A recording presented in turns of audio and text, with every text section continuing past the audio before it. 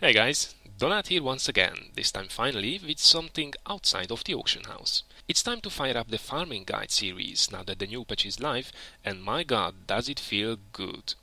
As promised, we will be starting off with revisiting Act 1, especially as with the new monster power system, you can now farm any act with the same drop chances. This is actually going back to Blizzard's original idea about Inferno, and I'm really happy that we finally are there. I guess quite a lot of people got really sick about running the same act all over again in the past months, so it's a very welcome change indeed. Even if you are not quite ready for playing on any monster level, Act 1 is still a very solid farming place. As we will see shortly, the map layouts and the lead distribution can allow for some pretty effective farming routes. Also on basic Inferno difficulty, this act is very easy indeed, so you can get some relatively cheap gear to cap out your magic and gold find and do your farming and paragon leveling that way. Alternatively, you can mix in some plus XP gear, check out the Cane set for example, and still do the runs without any trouble.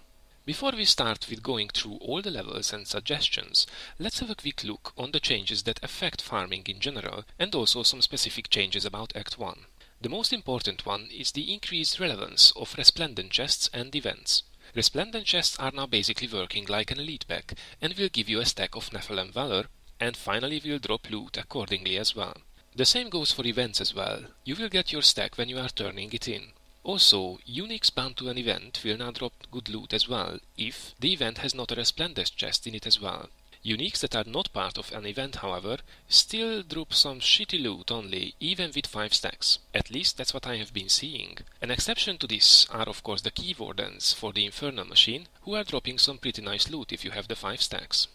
The second big change is that the drop rates and quality have been improved by not allowing level 58 items and below to drop in Inferno anymore. Legendary and set items have also their chances doubled. The new shrines are also fantastic. Plus XP is always nice, but the fleeting shrine is totally awesome as well, with its major movement speed and pickup radius increase. This will speed up your runs a lot. As for the Act 1 specific changes, the most important one is that the Watchtower spawn position has been moved to the Southern Highlands from the Northern Highlands. Its elite pack distribution is now also evened out between its first and second level. To be honest, I'm not sure exactly why they did that. Southern Highlands was already juicy, and now Northern Highlands is pretty uninteresting, but more on that in a second. Another Act 1 specific change is related to the events in the Defiled Crypts, namely the Matriarch's Bones and the Jar of Souls. These do not seem to drop rares anymore, unfortunately. At least neither of them did for me with 5 stacks on. Sad story. That all covered, let's go over quickly on the main levels of Act 1, in case you would like to build up a speed farming route and not just do a full clear of the whole act.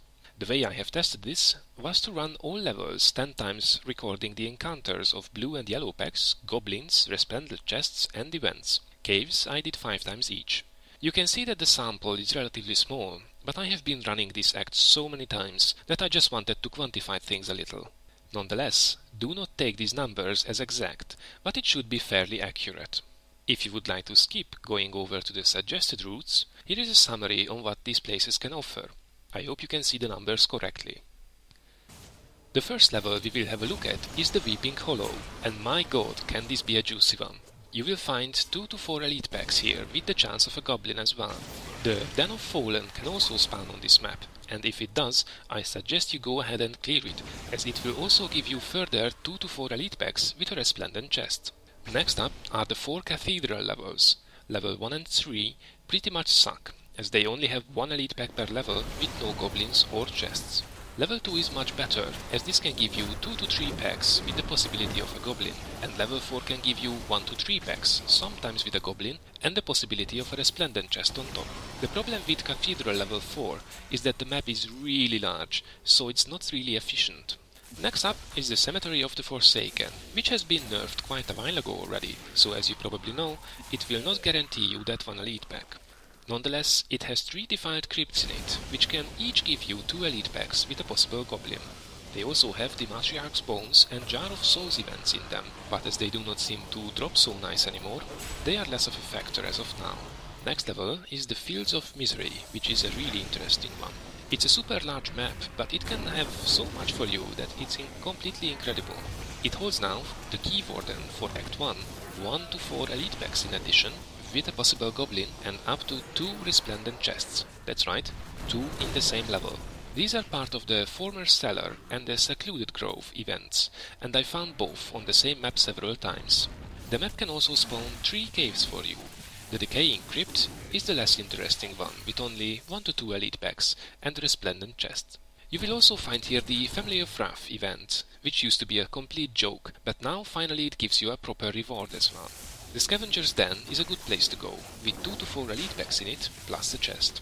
Also the Lost Mine is nice, with 2 to 3 packs, a possible goblin, and a chest.